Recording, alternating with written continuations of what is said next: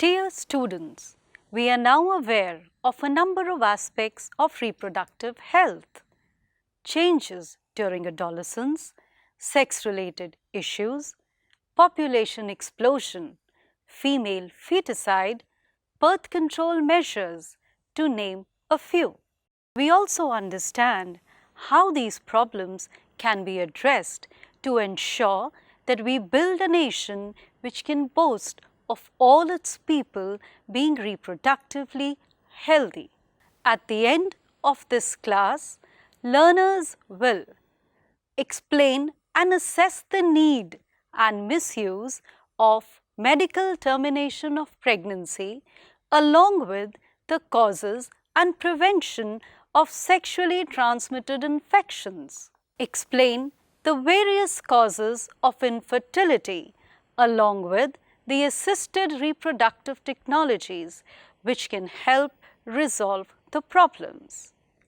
Exhibit scientific and rational thinking along with becoming gender-sensitive, empathetic citizens. Now, we will discuss medical termination of pregnancy. Intentional or voluntary termination of pregnancy before full term is called as medical termination of pregnancy or induced abortion. Nearly 1/5 of the total number of conceived pregnancies in the world are subjected to medical termination in a year. What is the need for an MTP, that is, medical termination of pregnancy? MTP is generally needed in 3 situations. First, to get rid of unwanted pregnancy caused due to casual, unprotected coitus. Second, when a contraceptive fails during coitus. And third, it is essential in certain cases where continuation of the pregnancy would be harmful or even fatal, either to the mother or to the fetus, or even both. MTP involves emotional, ethical, religious, and social issues, and hence there has always been a debate on whether to accept and legalize MTP or not. In India, medical termination of pregnancy was legalized in 1971 with some strict conditions. Do you agree that strict conditions need to be imposed for conducting an MTP? It is needed to avoid its misuse and check indiscriminate female feticide. You have already studied about amniocentesis and how it is misused to determine the sex of the unborn child. Frequently, if the fetus is found to be a female, it is followed by an MTP. This is totally wrong, legally, morally, and ethically. The second reason is that it is often observed that MTPs are performed illegally by unqualified quacks, which are not only unsafe but could be fatal too. Now, let us understand up to what stage of pregnancy can an MTP be conducted. MTPs are considered relatively safe during the first trimester, that is, up to 12 weeks of pregnancy. Second trimester abortions are much more riskier. Nevertheless, the Government of India, through an act in 2017, legalized medical termination of pregnancy between 12 to 24 weeks on the opinion of 2 medical practitioners. However, this is allowed only if, first, the continuation of the pregnancy would involve a risk to the life of the pregnant woman or cause grave injury to her physical or mental health.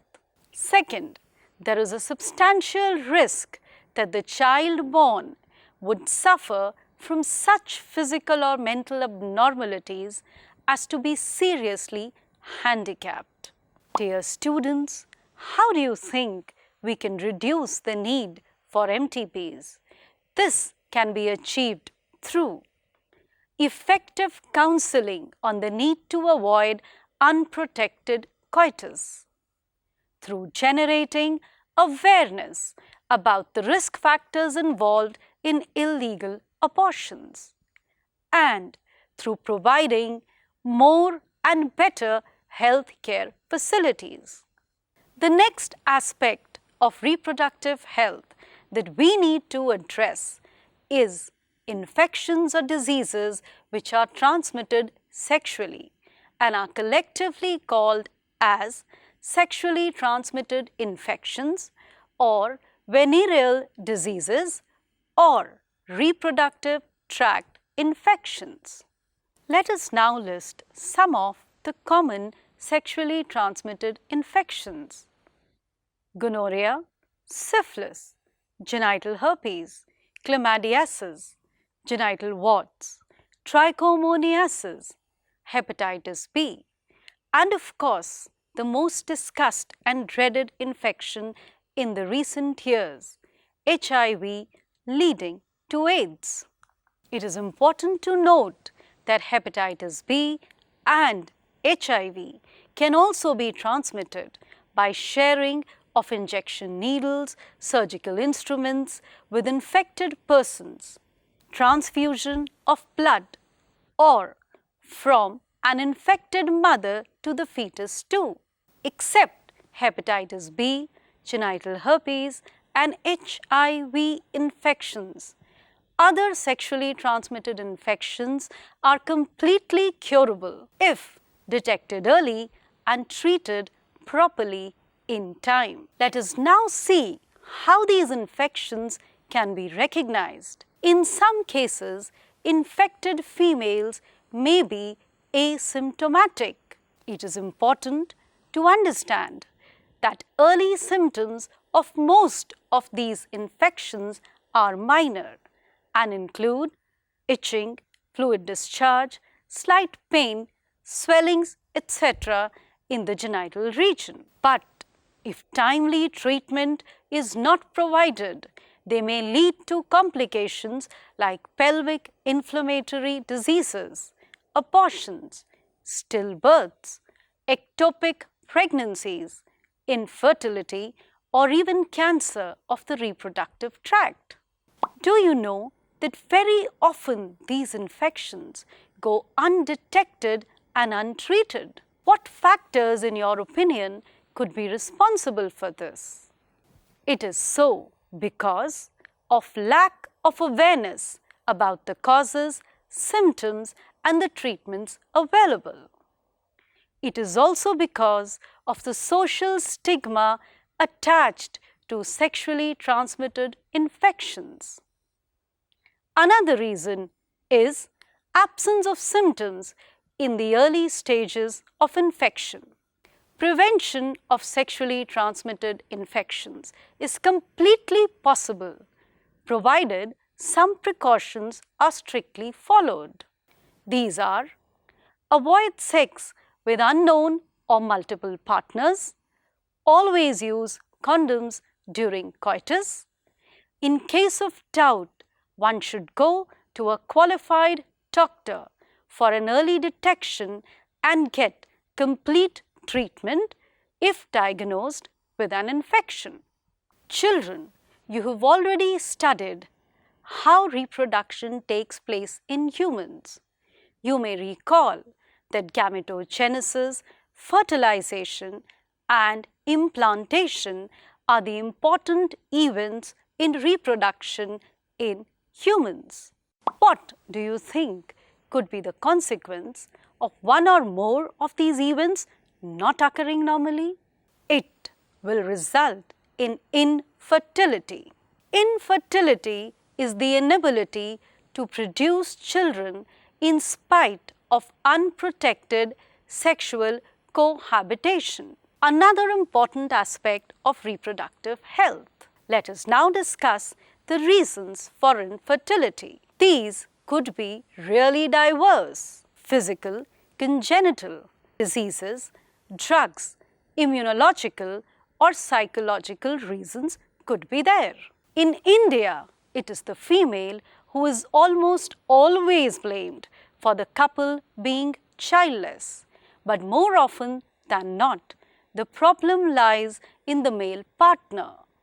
We must realize that in a reproductively healthy society, all aspects need to be addressed objectively without attributing gender biases to the problems. Specialized healthcare units or infertility clinics could help in diagnosis and corrective treatment of some of these disorders and enable these couples to have children. However, where such corrections are not possible, the couples could be assisted to have children through certain special techniques, commonly known as assisted reproductive technologies. Dear learners, have you come across the term test tube baby?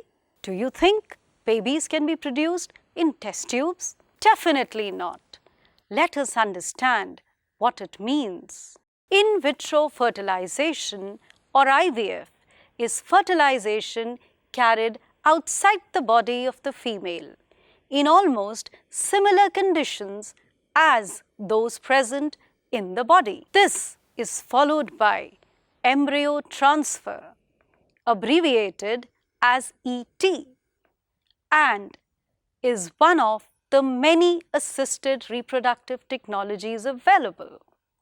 In this method, popularly known as test tube baby program, ova from the wife or the female donor and sperms from the husband or the male donor are collected and are induced to form a zygote under simulated conditions in the laboratory. The zygote or early embryos with up to 8 blastomeres could then be transferred to the fallopian tube. This is called as ZIFT, zygote intrafallopian transfer.